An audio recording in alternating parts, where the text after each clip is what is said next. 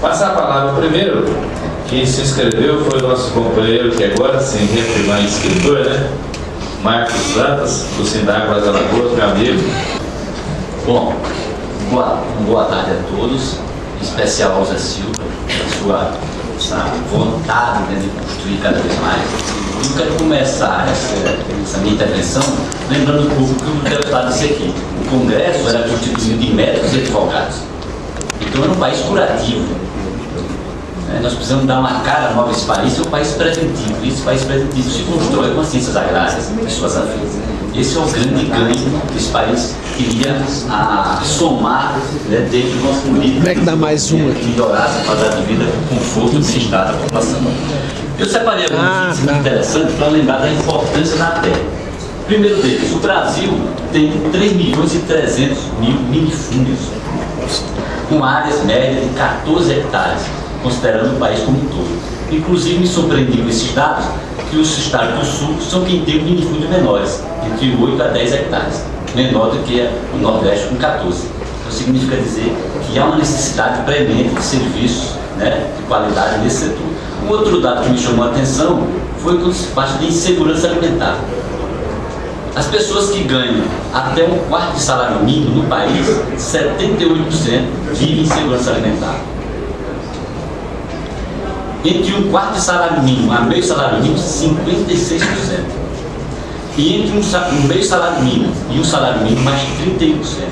Então nós estamos vendo que esse país precisa ter a cara da prevenção. Daí a importância dessas empresas, desse serviço, né, no campo. Um outro dado que me chamou a atenção é que jovens por faixa etária entre 9 a 19 anos, 51% estão em pobreza extrema. E a gente tem tido dificuldade de criar uma discussão permanente, acirrada, sobre juventude rural. Precisamos colocar na nossa pauta, precisamos que os extensionistas coloquem na sua pauta a juventude rural, porque ela é importante exatamente nos temas levantados aqui, se não me engano, para o Angeleu, quando trata de sucessão. Um outro ponto que me chamou a atenção é que a taxa de homicídio entre jovens por 100 mil entre 15 a 29 anos é altíssima. No Nordeste chega a 134, no Norte 123, inclusive no Sul com 93% de taxa de homicídio. São taxas de homicídio altíssimas num país que se pretende, né, transferir-se para o primeiro mundo. O outro dado que me chama a atenção é que a cada R$1 gerado na agricultura, só 12 centavos fica com o agricultor familiar. Então isso demonstra a importância, de novo, desse serviço, da compreensão de que ele deve ser um serviço eficaz, de qualidade. A exemplo disso, eu estou com uma tabela aqui que mede a ineficiência estatal brasileira. Entre alguns países dos Estados Unidos, Coreia do Sul, China, Índia, México e Brasil, o Brasil é que tem as piores notas, menos de 5. Significa que é uma burocracia estatal ineficiente. Esse é um dado altamente curioso, porque isso vem de encontro ao que o deputado Zé Silva colocou quando quer discutir uma entidade federal de ATEC. Então o melhor espelho para isso seria a Embrapa hoje, uma empresa pública de direito privado. Esse é o caminho dessa discussão. Pode ter seus problemas, mas ainda é o instrumento capaz de dar condições das políticas públicas serem efetivas, porque ela necessita de um serviço de qualidade. E a empresa pública poderia responder a isso. Inclusive, no final da reunião, eu quero passar as mãos do deputado. Esse substitutivo ao projeto de lei do senador Álvaro Dias, do Paraná, 238, que trata do Estatuto Jurídico da Empresa Pública no Brasil.